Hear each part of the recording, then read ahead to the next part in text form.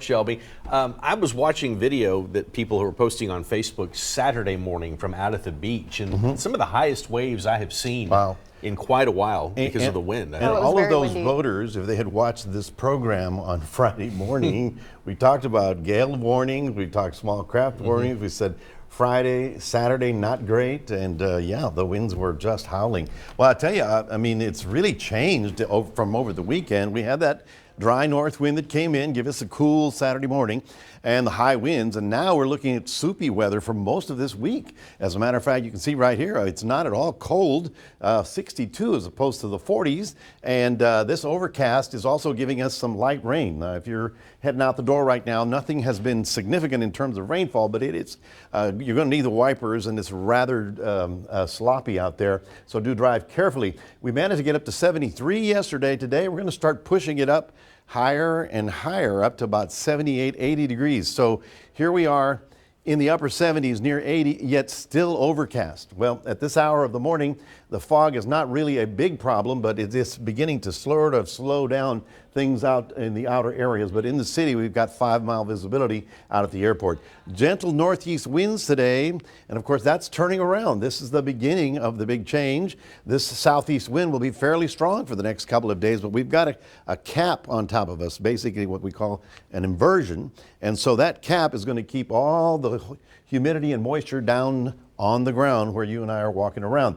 So far, we're good with visibility, but the fog is thicker inland up towards San Antonio, Austin on I-35. No fog advisories for our area as of yet. Temperatures, well, we're in the 60s. You can see how the Gulf air has invaded all the way up to San Antonio, where they're in the 50s. Rest of the state still dealing with rather chilly weather. So on the warm, muggy side, as far north this morning as the hill country, and then it gets much cooler.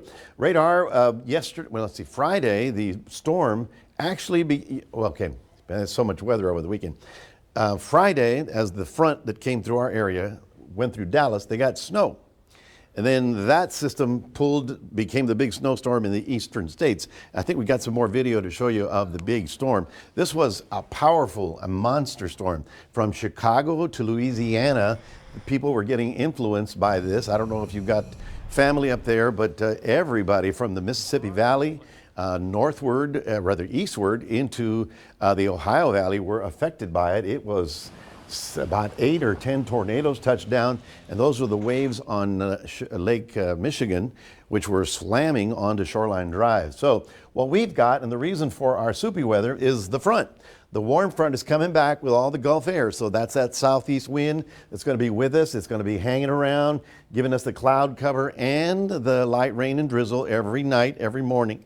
So tomorrow again, fog and drizzle, and then again the next day, fog and drizzle, then again, fog and drizzle. That's pretty the forecast. And then on Tuesday, we see this front come into the hill country, but it's not going to make it. It's going to be stalled up there. So the temperatures are going to be above normal, above seasonal averages. There you go. Thank you very much. We've got cloudy skies, very little sunshine, and temperatures in the warm upper 70s, which is not exactly January. It's not until Friday that we see this little front come through, and it should get cooler by the time we get to the coming weekend. But all this week on the sloppy side, that's your 7-day forecast. We'll toss it back to Sonia.